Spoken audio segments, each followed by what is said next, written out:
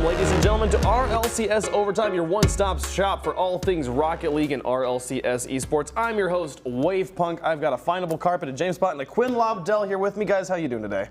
I'm doing well. How you doing, Quinn? Yeah, doing great. Thanks for asking. I want to know. Wait, actually, You did just ask. I want to know. I didn't mean to. I asked this question on the summer series, and you didn't answer it. Why is your name? By the way, hi Carpet. You haven't said anything yet. Hi. You doing good? I'm doing great. Okay, cool. I have to ask this question. Why is your name Mike, but your gamer tag is Quinn Lobdell? I thought it was Mike. Yeah, my name's actually Michael. It said so wherever you want to correct that.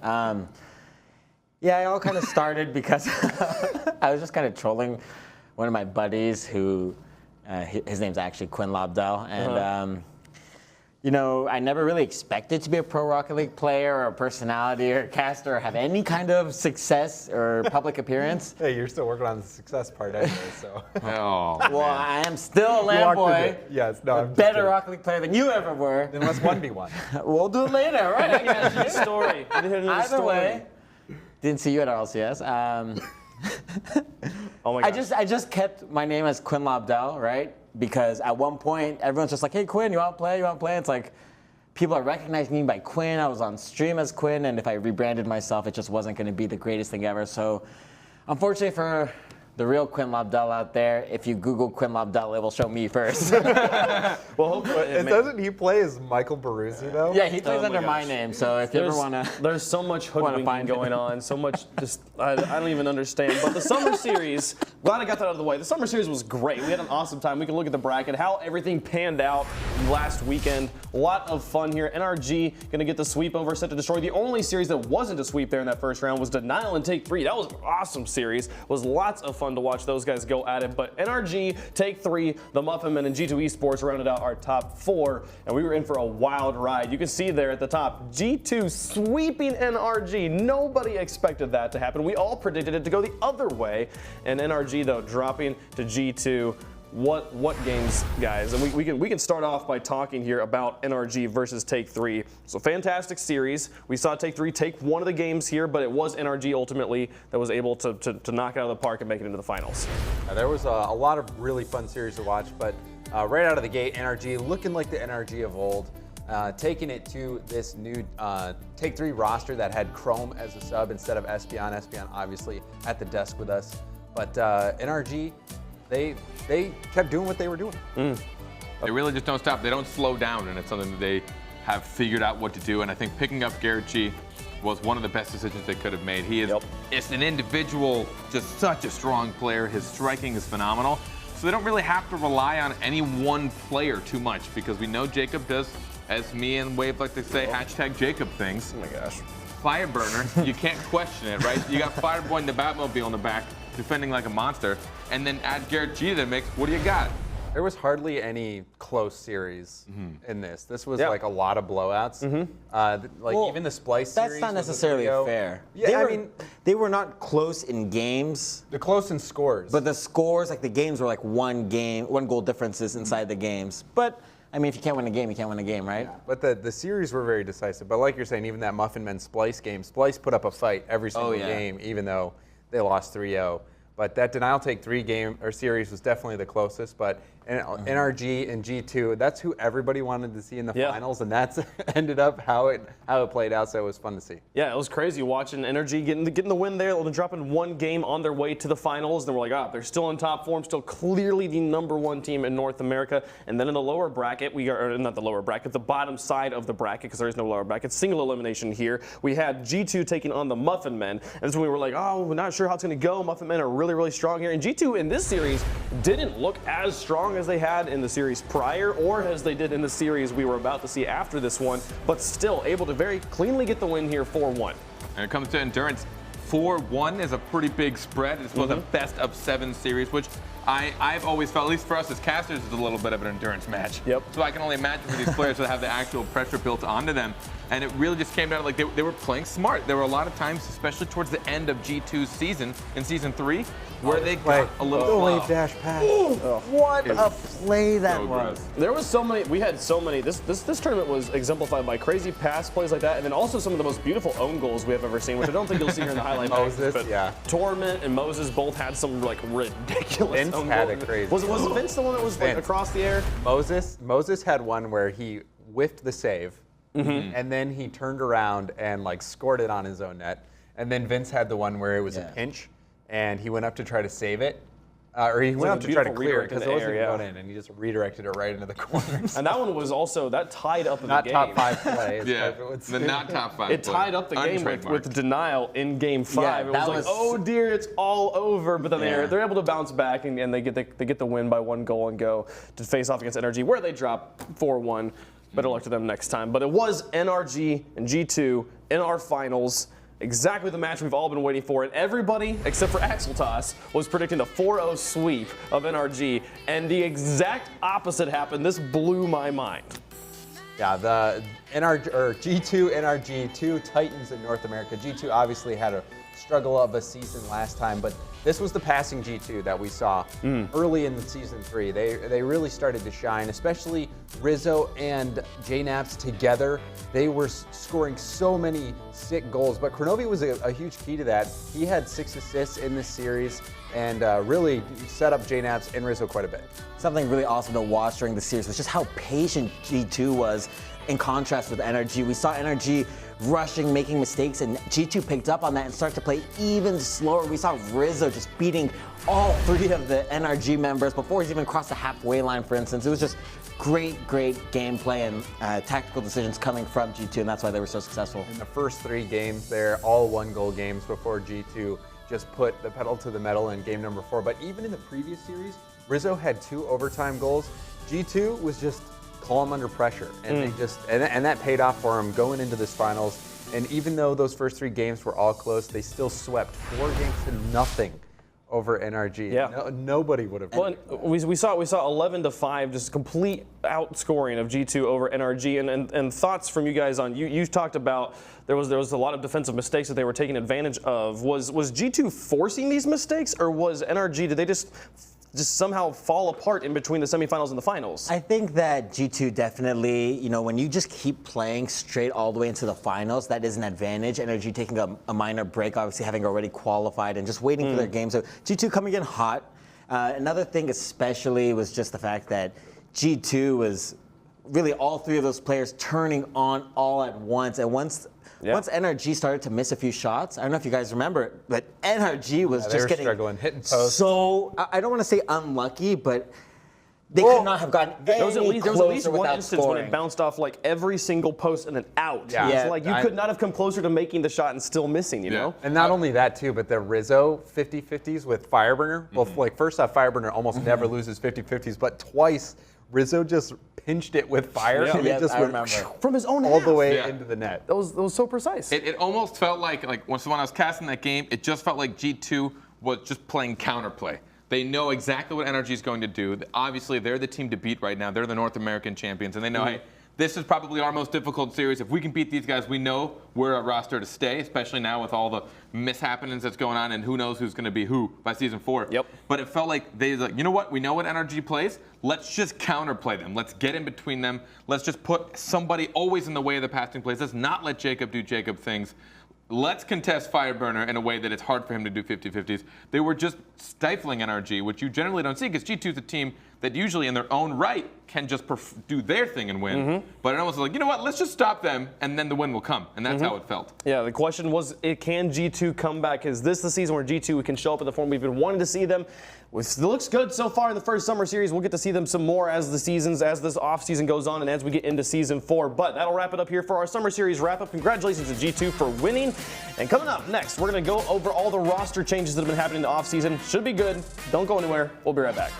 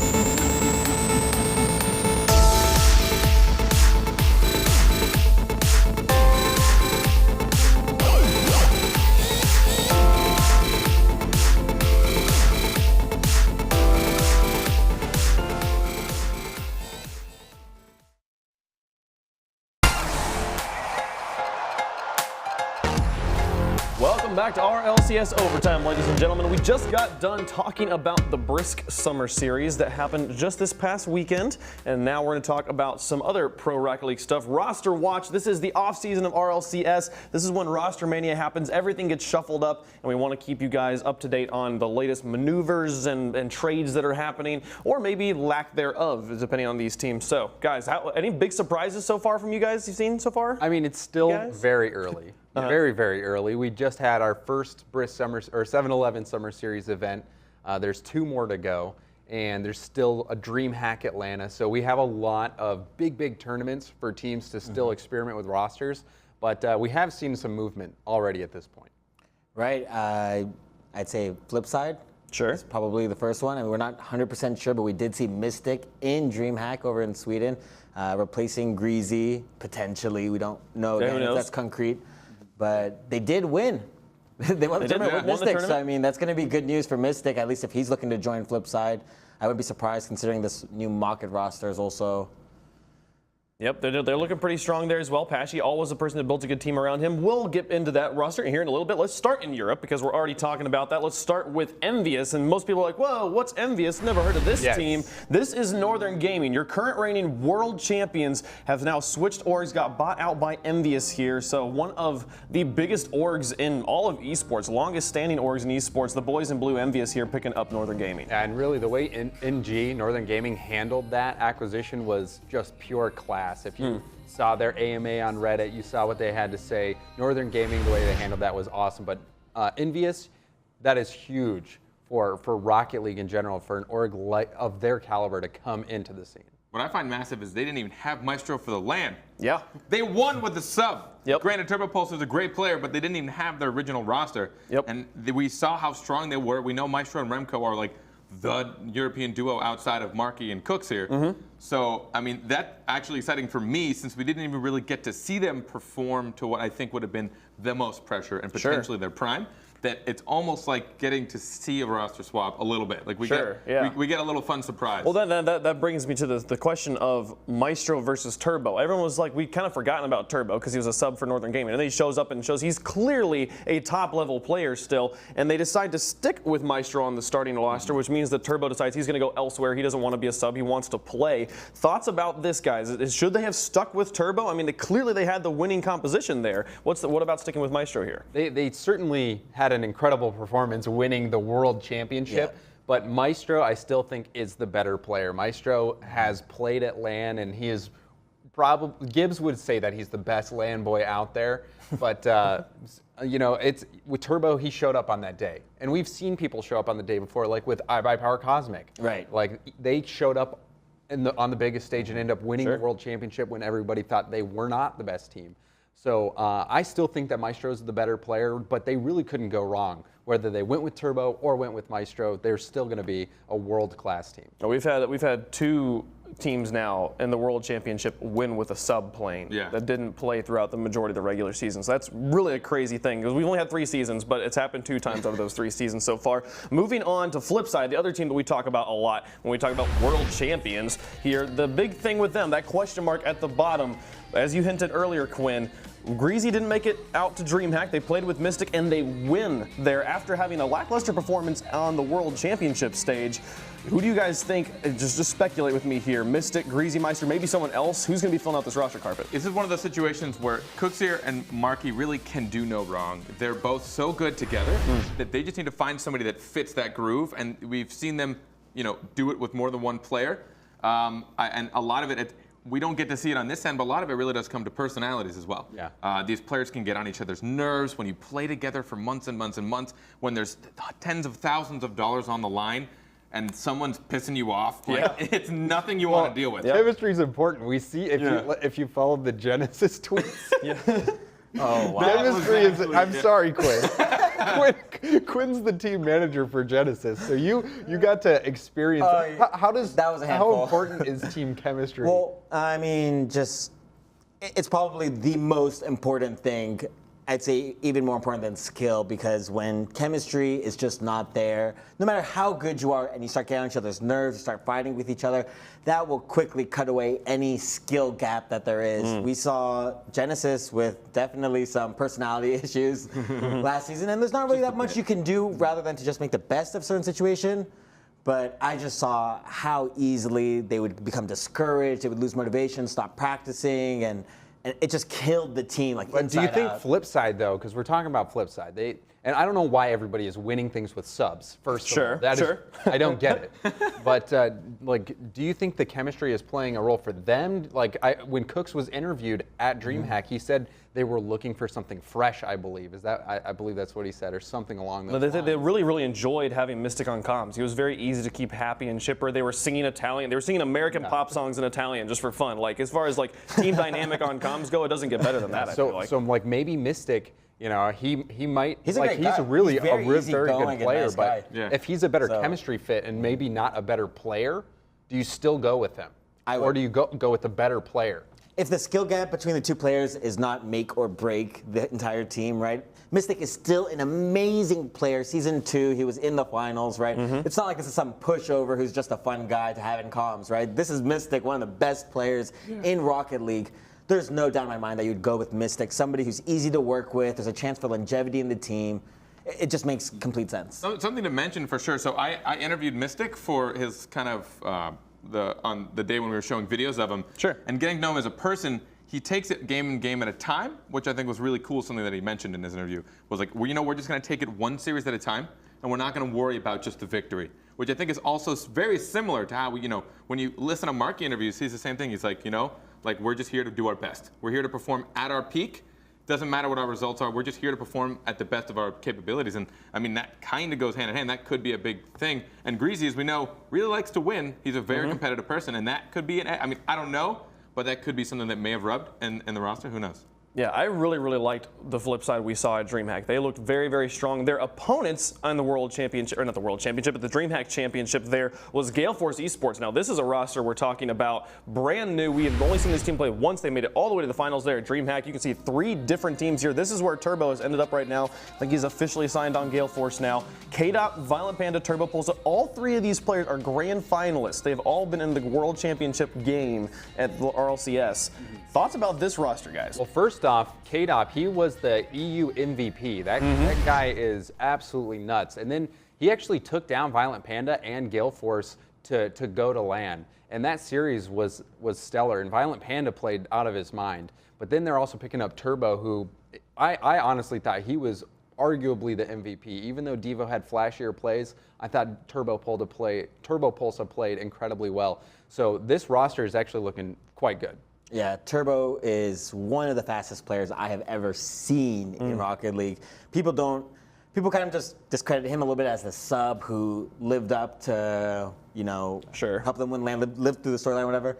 He's incredible. He's so fast. I'd say he's way faster than Maestro, and I think that actually worked out to Northern Gaming's advantage. Seeing him with KDOP and seeing him with Violent Panda, that's going to be a super scary team. So I think Gale Force is looking to be one of the stronger teams coming into next season, definitely. Well, we talked about this at DreamHack, that there's never, every time a team wins RLCS, they kind of fall off a little bit. The first 2 seasons, both the teams that won kind of fell apart afterwards.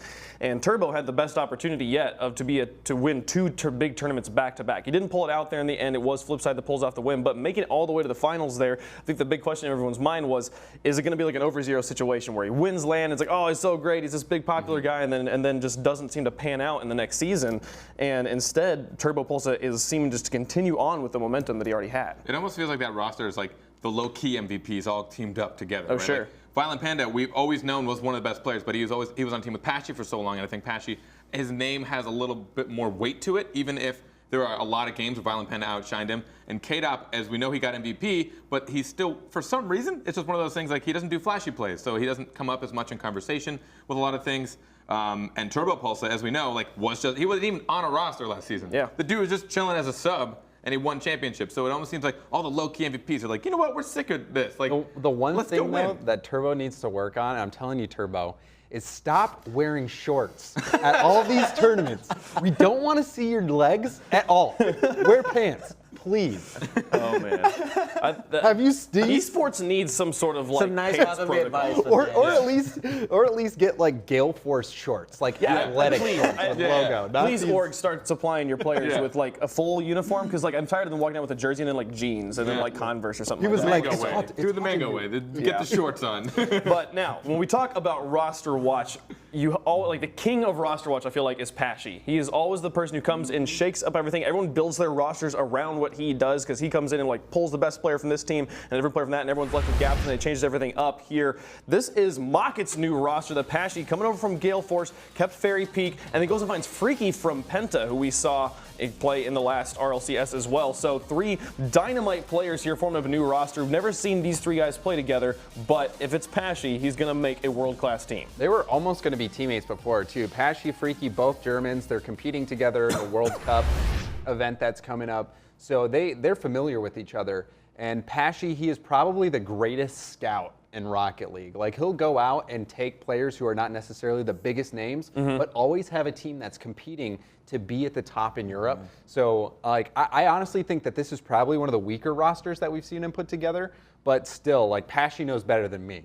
Like, Sure. he knows what he's doing. He knows how to judge a player's skills. So I wouldn't be surprised to see this roster do well, but Europe is getting stacked again. I feel like when we talk about, Pashy putting together rosters and being like, I didn't really think that one was going to do well. Season 2 comes to mind with Violent Panda and Devo, and that sounds blasphemous to say now. To say like, oh, Devo wasn't a good player. It was like nobody knew who he was before that, And then Pashy finds these 2 players, puts together this world-class team. They make it all the way to the finals, end up falling to flip side. But Pashy, like you said, he can find the diamonds in the rough and make a good team out of it. So I'm excited to see how these guys are going to fare. It's definitely something to say. To understand that no matter who you're with, you can try and perform. There's a couple of European players that come to mind that can kind of just make it to LAN with whoever, because they're that good and they know how to fill in the gaps. And I think Pashy 90, since he takes that kind of captain role, he also, at the same time, doesn't go for the star plays. He does set his teammates up, and he tries to just be a grounded player that takes control and makes opportunities for his teammates. So, I guess, not to play devil's advocate, but like, while the roster might not seem as strong on paper, I think like he's the kind of player that will make those players strong, whether they know it or not. Sure, and we'll see how that one pans out. Europe's been crazy already. I cannot wait to see how those rosters settle before we get into Season 4. But moving over to North America, things a bit more stable here. We can talk about the teams that we know we're going to be seeing next season, NRG, and we start off with them. Nothing's changed with these guys so far. We saw them playing in the Brisk series. They made it all the way to the finals and then fell in a surprising fashion to G2. But the roster's staying the same for now. Jacob, Fireburner, and Garrett G. These guys, a team that we've come to know and love in the past few seasons. Yeah, the back-to-back NA champions. They've secured their spot in Season 4 with their performance from Season 3, and they got the demon off of their back this season. They beat a European team first round and made a heck of a run, getting 3rd place at the World Championship. You really can't beat that. And if I ever watch Fireburner and Jacob split up, I don't know what I'll do. Like, you can't. I mean, they're a lovable duo at this point. They've got such a history just as a pair. They've done so much together. And after watching them develop for season and season and season, like they have legitimately developed together. Yeah. Their play styles legitimately are half of a whole play style. They each make a thing that exists. And if you break that apart, I don't know what'll happen. They're like a best friend necklace. Exactly. We have a few of those here in Rocket League with them, and then Marky and Cookser, and then Remco and Maestro. I'm sure there's teams that like you can never imagine them playing on other teams. Yeah. Like if one of them stops playing, you just assume the other one does as well. We get some great rivalries. Can you imagine Fireburner versus Jacob if they ended up on different don't teams? do this to me. Rocket League Civil War, here we come. I mentioned Matt and Sizz. Let's talk about Rogue. Here's another team that is not making any changes right now. They didn't have necessarily the performance they were hoping for at the World Championships, but coming up hot, making North America proud here, and then taking top 4 in DreamHack as well. Rogue looking okay right now. Yeah, Matt, Turtle, and Sizz. We've seen Matt and Sizz play together for so long now, all the way from before Season 1. I remember these guys as a duo just playing doubles on the ranked ladder time and time again. It's a dynamic duo. They've been playing for so long. A-Money's are former teammates, right? How they're known best. I think they'd have to get out of their mind to change anything with the success they had at the last LAN. They may have had higher hopes for themselves, but you know what? They objectively performed very well, and we can see the potential in them to grow as a team. I mean, And they have the most swagger out of Yeah, it. I think, and this is the point I want to make is like even if you're not winning, you have made so many fans. Like as far as a successful esports team right now, they have got it going right now. I know that they went and they played in DreamHack. They had some other event where they got flown out by Rogue to play on some battleship and stuff like just like it's like they are successful esports Building professionals brands right now. Exactly, They're building the their true brands. brand builders. They really Exactly. are. And I mean, it's so big for them. I mean, so now they're in season 4 already. So that's one big reason not to break up. You need to keep 2/3 of your roster to continue with that. So they definitely want to stick together. But it's so frustrating sometimes to watch teams like they make a roster, they play for a few months, doesn't work. They're like, well, that wasn't worth it. So many teams that right now are dominating are teams that have been working on it for a year and a half, 2 years plus. There's a reason NRG is so good. There's a reason Flipside's so good because they don't break up. Even when they have their downs, even when they can't perform, they stick together and it's paying off. So I want to see, I love seeing rosters do this more often, especially Rogue, since you can tell, we were talking about chemistry earlier, they clearly have good chemistry. Oh, yeah. They are loving it. And I think that if they have the skill and they have the dynamic, I think, to what is the potential for a really, really top-notch team. Yeah, hopefully they're able to find the wins here in Season 4 because they definitely have everything else already going for them. Moving on quickly here through a few other rosters. G2, a team that we've always been like, they're a huge fan favorites, but have not been able to find success on the stage. They finally found some great success J2. in the summer series. Yes, J2 and the Crizzos. J2 and the Crizzos. My favorite new ska band. Yeah, These guys. Just playing along what Carpet said, these guys have had rough performances, but still have stuck together. So kudos to them. Really, teams in North America are staying together. I wonder if that is going to help them in the next World Championship, but still, we have to see J2 and the Crizzos make the World Championship, where they've fallen short a couple times. For performing one time in some single elimination bracket. Wow, tongue twisters here. What'd you call it yesterday? Tongue. Or, You on the call it weekend? you're tongue-filled or something like that? Something I don't really remember. tongue Let's- fill? This could get bad. Tongue full. That was tongue-full. That was a Tongue full. It was a tongue full. Yes. Oh my gosh. Anyways, it's good. It's good to see them win that one tournament, but to be able to have the entirety of a season to stick together and actually make it all the way to the playoffs. Well, it remains to be seen whether they can do that. So we'll continue to keep an eye on them. But last, let's talk about the Muffin Men, a team we also saw perform pretty well yesterday. If you're not familiar with these guys, we expected these guys. This is kind of former Team Iris plus Dapper minus Lachinio, and they're calling themselves the Muffin Men now. And they're quite a formidable roster here in North America. Yeah, and Dapper, he is a pro. Like, he came in only one day on the first day of the RLCS, and he put up some insane numbers. They had that 5-game series with Flipside where they lost in the final seconds. So Dapper, he's a monster. The Muffin Men, they're serious contenders. Yeah, I really think them picking up Dapper is a huge addition to the roster. Dapper, you say he's a real pro. As from every aspect of that word, he's a professional. He comes, he plays as hard as he can. He's always there to practice. He's always trying to improve, not just for himself, but for his team. And that just, any roster is looking for a third player like that, a third player that's always down to just grind and become better and better and better. And I think with Squishy and Torment not being so successful last season, they're going to be looking for a third who's down to just work as hard as they possibly can to make sure they don't have another disaster. They're like a this Selfless season. again, right? Yeah. Selfless missed out, then they made it. And Yeah. now Dapper's trying to do the same with the Muffin Men. And if you talk about the other two, so Torment, if you guys don't remember, he used to play with Darkfire all the time. They were kind of a duo for quite some time, but I think Darkfire took a step down from competitive, and Torment stuck around. And Squishy Muffins, I draw a little bit of parallels sometimes, like someone like Jazer in the European region, because they're both mechanically strong, and they might not shine as much in competitive threes, but they can if they put the time into it. They do a lot of YouTube videos, a lot of good tutorials. They have immense amounts of mechanicals coming. We've talked about a lot of people in North America. Quinn, you look like you want to say something. I just gotta say, man, shout outs to my boy Jazer. You gotta give him the respect he deserves. That guy is a beast. I don't know if you saw that Gold Rush land, man. But Jazer put in some work. There's So a lot don't sleep on these guys. A lot of right? fantastic players in North America, a lot of fantastic players in Europe, all over the world. We'll keep an eye on the rosters as we get closer to Season 4. We'll definitely keep you up to date if anything changes. But that'll do it for today. Next up, we're going to have the 50-50, everybody's favorite segment. Carpet's going to have some people going head-to-head, James, Bott, and Quinn. We'll see who wins. Can't wait. It'll be right here after the break.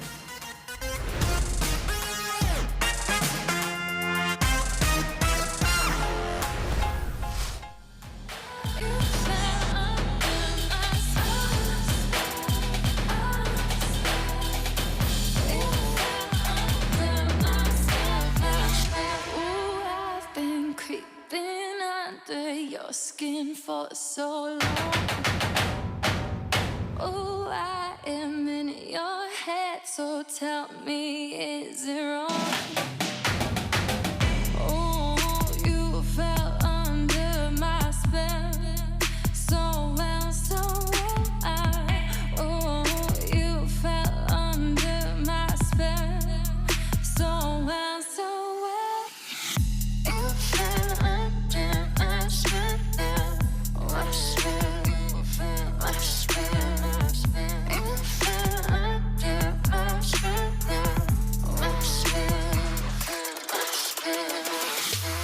spell, my spell. My spell, my spell, my spell, my spell. You fell under my spell. My spell, my spell, my spell, my spell, my spell. You fell under my spell.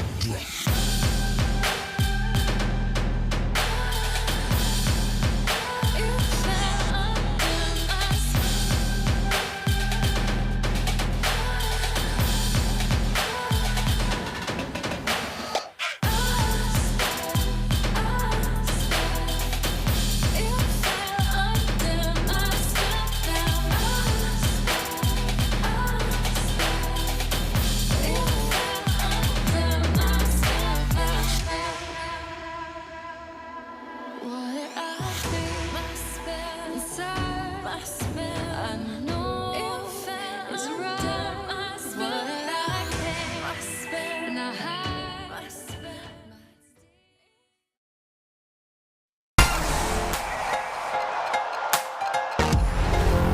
Welcome to the 50-50, where I get to take James Bott and Quinn Lobdell and ask them questions that they definitely disagree on and will probably hate each other by the end of it. And I'm not gonna lie, I'm a bit scared because I'm here with Sir Talks a lot and Sir Talks a bit more. And I don't know if I'm gonna be able to get anything in edgewise. But here's how it's gonna work. I'm gonna ask them 5 questions.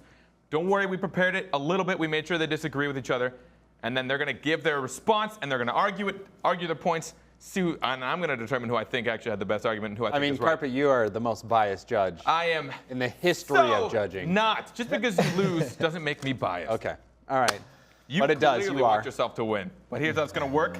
I already told you how it's going to work. Who cares? We're just going to get on with it. You guys ready? Let's do it. All right.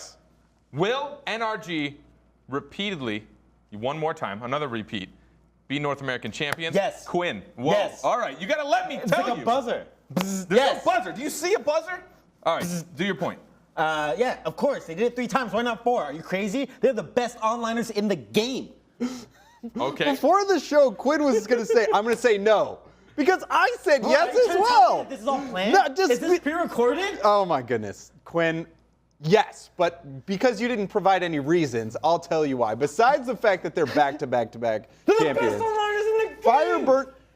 They are the best. Seriously. All right. Calm down. All right. Now I see why I didn't want to bring you on earlier. James, give your decision as to why you, for some reason, now agree with Quinn. Okay, well, like I Now said you agree before, with Quinn.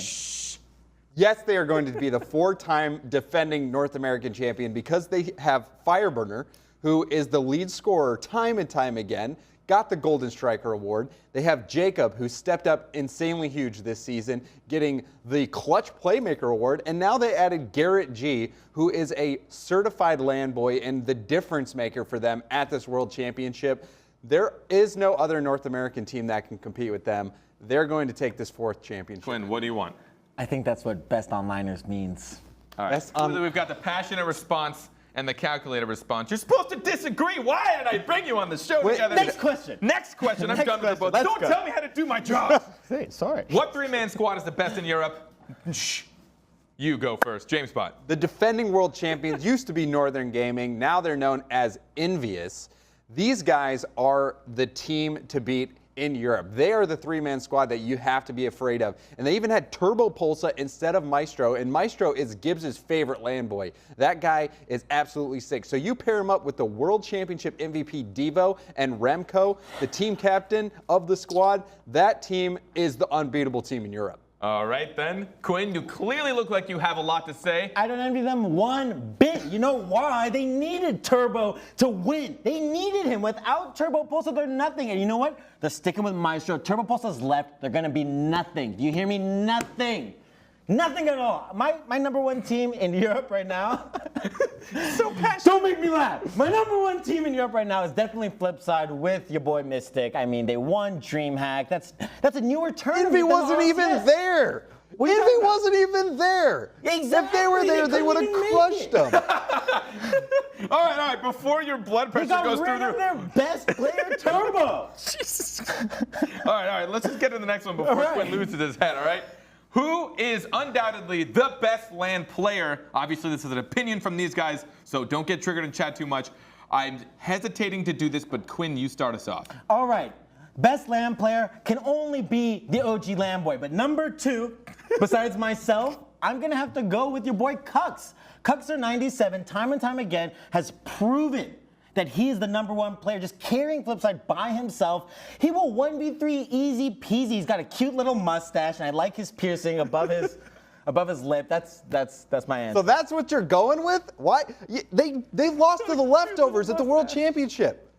No, trying to tell the me the Leftovers are player. a bad team? I'm not saying they're a bad team, but the leftovers weren't the world champions. You know who were? Envy. You know who was on that team? Remco. Remco finished 3rd in the first World wasn't Championship, Envy. 3rd in the second World Championship, It wasn't and Envy. 1st this Envy had time. Turbo Pulsar. There's no Turbo Remco Pulsar. was only behind Maestro in terms of stats in season 1 and 2 live finals, and this season in the World Championship, he led his team in scoring. You wanna explain? Remco, even though he wasn't the World Championship MVP, is the leader of the team. He's a Lamboy. Cool, calm, collected, leading his team to victory. This guy is the best LAN He player. might be the LAN boy, but he is not the best LAN boy. You're gonna tell me why he's gonna get rid of He is. the player he won LAN with? If he's the best LAN boy, it doesn't make sense, Remco. It doesn't. If you want, sense. doesn't make sense, listen to yourself. That doesn't make sense. Yeah. Oh, what the comeback from the 90s. You don't make sense. Your mom doesn't make sense. I am so happy I brought Quinn on this. I could not be happier right now. No one has ever uphammed James. You're being out-hammed. Dude, he's hamming me. You're being out-hammed right now. There's too much ham. All right. 4th question. We've only got 2 left, and then I'll determine who the winner is. This is a little more difficult. We know who they the had to winner think is. about Determine this. what? Will you let me? Okay. All right. I'm On still to the next question already. just choosing one player from each region, 1 North American player, 1 European, and 1 OCE player. Create your best roster, and you've now lost your right to answer first. James Pott. Okay, I'm trying to think of the best team all around working together. It is Garrett G from NA. He will play in any role because he's just that good. You can put him anywhere, he'll succeed.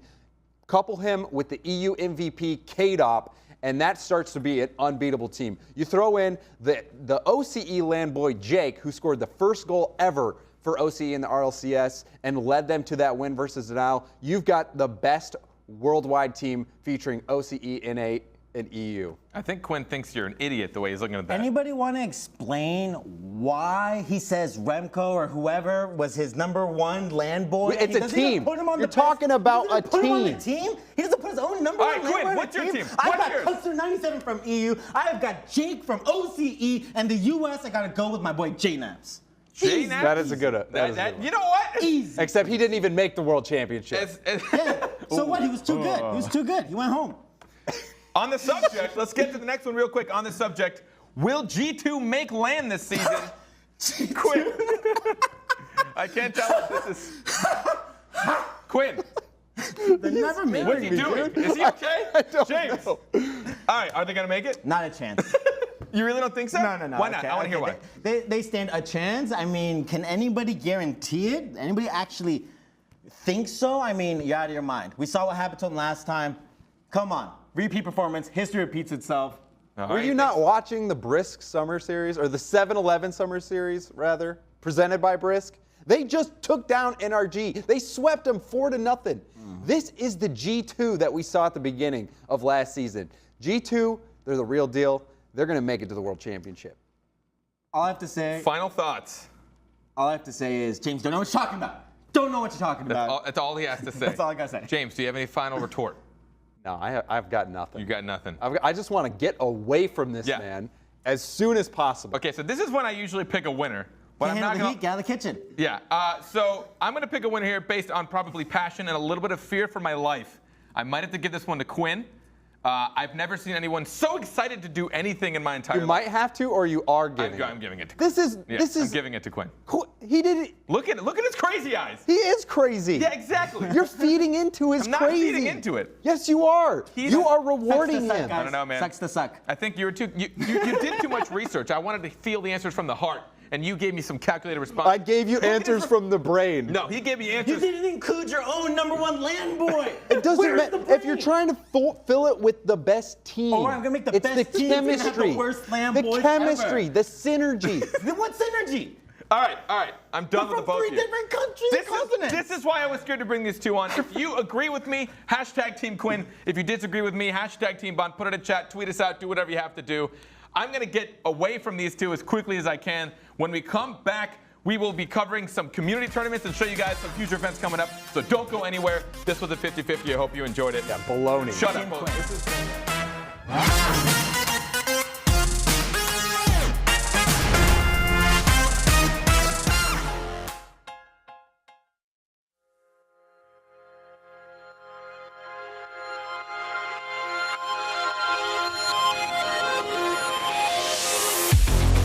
Took me down, and you're feeling alone.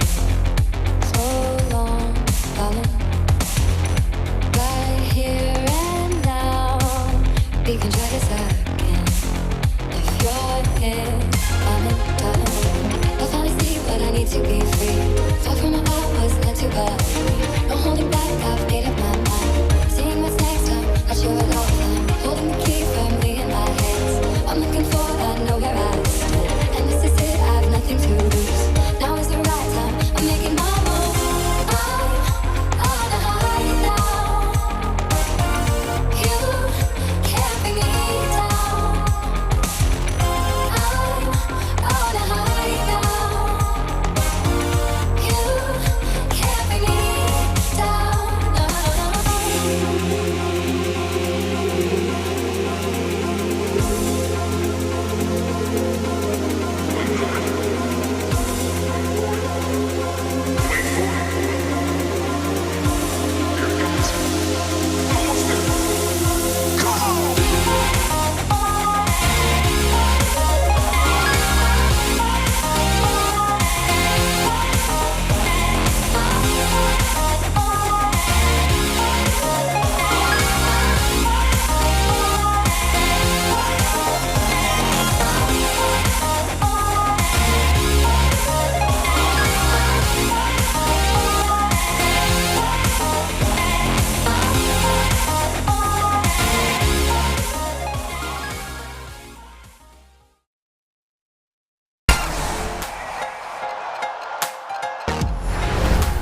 Welcome back to RLCS Overtime, ladies and gentlemen. It's been a great show, and we want to talk about one more thing here before we let you guys go. Rocket League started as a community. It started as a bunch of people that loved this game, and we built this esports scene from the ground. And then Silence is like, hey, these people love it. Let's make a big old tournament around it, and here RLCS was born. But these communities still live and thrive online mostly, and so we're going to talk about some of these communities and where, you know, if you want to get plugged into the Rocket League community just as a viewer or as a volunteer, a lot of these organizations run entirely on volunteers. So we're going to talk about some of them. The first one we want to talk about, Pro Rivalry League, probably one of the biggest, most robust organizations that is going on right now. And they run tournaments all week long for all sorts of different things here, mostly 3v3 and 2v2 as you can see, but Mondays, Saturdays, and Sundays you can see the prize pools and the times there in front of you. This is one of the, they do not just Rocket League, they do a lot of different games. Yeah, but yeah, and Rocket League is where we mostly care about. Yeah, for sure. To be honest, but yeah, they run tournaments where if you're looking to compete as a player, pros play in these tournaments as well, especially PRL. PRL is probably one of the most prestigious Rocket League community groups that runs tournaments. But also, that's where a lot of casters get started, admins get started. Like if you're looking to start breaking into the scene in Rocket League for any reason whatsoever, you start out going to one of these community groups and just getting involved. And so PRL, they run those weekly tournaments. So if you're just looking to compete, check it out. If you're looking to get involved in any way, check it out. Yeah, if you're familiar with Shice, I mean, he's a great guy. He's the guy over in charge of PRL. He's still, Is he the CEO of PRL? Is he the CEO? I think so. No owner? I don't Co-owner, know. founder? He is. He's in charge, at least. There's two guys at the top. president. He's one of the two at the top. Okay, And, so he's the vice president or the president? I think take president. I think he's Goes the president. totalitarian dictator, right? Totalitarian dictator, that worked too. But yeah, he does still owe me a 144 hertz monitor. So if you're out there, Scheist, Called out. Called out Here, on RLCS overtime. overtime. He just called out the head mage of PRL. The head mage. Yeah, let's keep on. That's a good one. I want that title. Yeah, that's why I want the Master Chief. But just to continue what James is saying, I mean, these are all these are all volunteers usually, almost solely volunteers. I mean, I know that's how I met James. We met. He was on part of the RLC, and I was part of PPL, which was another tournament we were running, the Pulsar Premier League.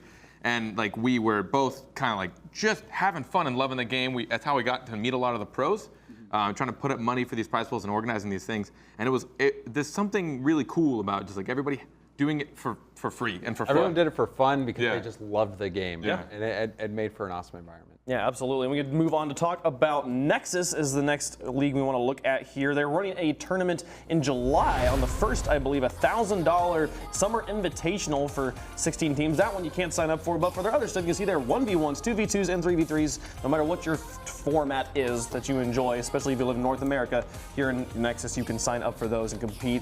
Little prize pools all around. And yeah, this is where I got started. Not in Nexus particularly. I got started in a 2v2 tournament called Ghost Boosters. That was the first tournament I ever casted. Yeah, these tournaments, though, you see 1v1, 2v2, and 3v3, varying prize pools. So a lot of times, some of these tournaments will overlap sometimes, but really, if you're trying to become a pro in Rocket League, you play in these tournaments. This is really where you start. You go to Shift Pro League, you go to Nexus, you go to PRL, and you play in those online tournaments. yeah, I can explicitly remember being a part of Carpet's PPL, right, the Pulsar Premier League, and I remember being on stream and playing in those tournaments, and that's where you really start to kind of feel a little bit of self-importance as a player. It's like, hey, look, I'm actually competing, I'm actually being relatively successful. Maybe I can have a shot at joining the RLCS, and you know, whether you retire from from playing and go into casting or adminning, like you said, I mean,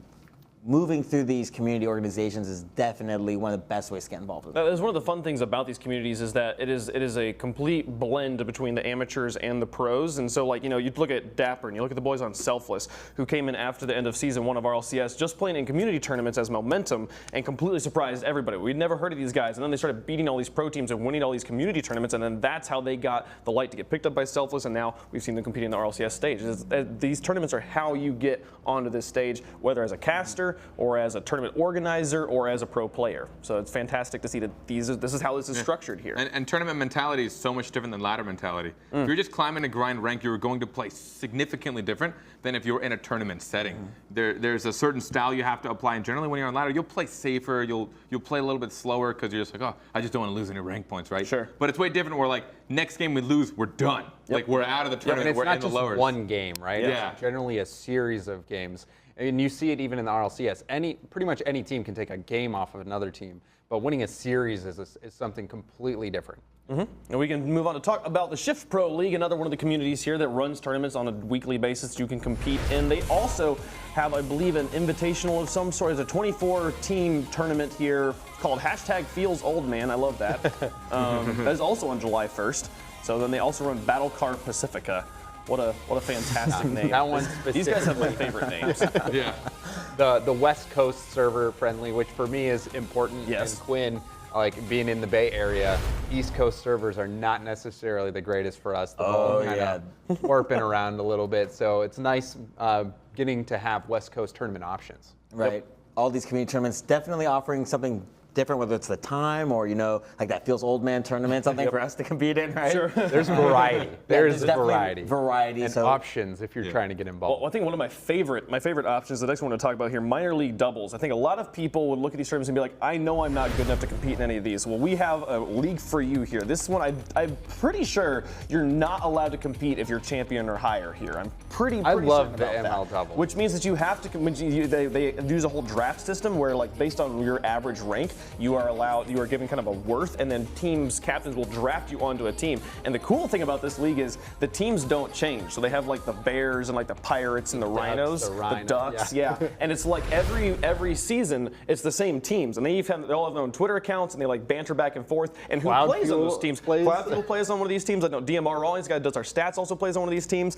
They love to. The teams do not change. Like the players change, but the team names don't change. So if you're a Bears fan, you can always cheer for the Bears. You know, it's a super cool thing. It's a really cool dynamic that a lot of orgs don't have, or I guess tournament organizations don't have, particularly because there's always rosters. Like just separating, and players want to be their own identity. Everyone wants to come up with their own cool name or their own cool logo. Like so it's one of those like the Muffin Men, right? Yeah. So it's that kind of style of like, you know what? We're gonna do it all for you. Yeah. You just play. Yeah, we've got the franchises here. Yeah. We've got the names, we've got the logos, we got your Twitter followers already. They put so much effort into it. Yeah. And it shows. Like if you go to their Twitter, they have like their banner is like all the champions from the league that are from every season, and they make a big deal out of the drafts. Anytime there's a roster move, all the teams talking trash because there's every team has their own Twitter handle. Yeah. So ML Doubles is a lot of fun. It's not necessarily like the best of the best pros. Yeah. But if you're just looking to have a good time and play, and even just follow a scene that's not necessarily a bunch of super elite pros, but just people having fun playing the game purely for the passion, then ML Doubles is the organization. Yeah, and you kind of get almost like the pro experience of like I get a Twitter followers, and like I have a team and like a name, and I get a jersey and like a logo to wear myself kind of thing, a history that you come from that you're getting incorporated into, so it's great. And if this doesn't sound like your thing, Ascending Champions, another organization that competes with diamond tier and below players specifically, it's another thing that you can try to get involved in. So there you can see 3v3s at 8 p.m. on Wednesday, Ascending Champions. New one here that I'm not as familiar with, but they are definitely making a name. And it's just cool, like we were saying before, just the amount of variety that there is in the community. Really, like no matter how old you are or like how good you are at the game, like there is a spot for you in one of these community organizations for you to get involved, whether you're trying to play or just help out, just be involved in general. So, and the Rocket League community, I've played at several games like Halo, and some other console shooters, and by far, Rocket League is like the best community that I've ever been a part of. So that is, I think all the pros. I mean, you saw at LAN when Northern Gaming had won, and then they like pulled back on the camera, and like all the players from the tournament come in and like hug them on the stage. Like I've never seen that at any other esports event where like the community is as tight as it is in Rocket League. And it's from like the top down. Yeah, from like the top down. Everyone in the community is so helpful towards one another. It really came down to people that I think started it. You look at Cloud Fuel's one of the big people. I don't think it's possible for us to give props to that guy as much as he deserves. Yeah. But when you have someone as kind-hearted as that, and he built this kind of group of people that looked out for each other, and that just bred more of that, and it just more and more and more. And as the community grew, everyone is just there to look out for each other, and that's why all these tournaments are coming from. I love that there's tournaments that you literally can't be the best at. Like you can't be champion. We don't want you here. You're too good. We want to win some and play some fun games, and just being on an equal playing ground. It doesn't matter how bad you are. It's just fun.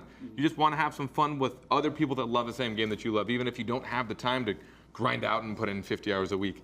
And that's like it's such a cool thing to be a part of. To kind of I reminisce a lot, particularly with you, James, because like we met on that kind of playing field. We're like, the first cast ever was the PPL. Yeah. And it was. That was the first time I casted with you, it too. Was rough. Yeah, the very first time I casted with you guys was that org that I was running, and like it was so much fun. It was like just, and we were doing it because it was a blast. We loved the game. We knew a lot about it. And we're like, you know what? Let's just cast this. And that's when we got to cast people like Quinn, and a lot of pros were in that league as well.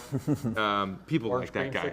People like that guy. Oh, wow, those are the days. We could go on for a long time here, reminiscing about the old days. But it's been a fantastic episode of our LCS Overtime, ladies and gentlemen. Thank you for tuning in. We'll be here again, same time next week for Carpet, James Bach, Quinn, and myself. Thanks for watching. We'll see you next time. Have a good week.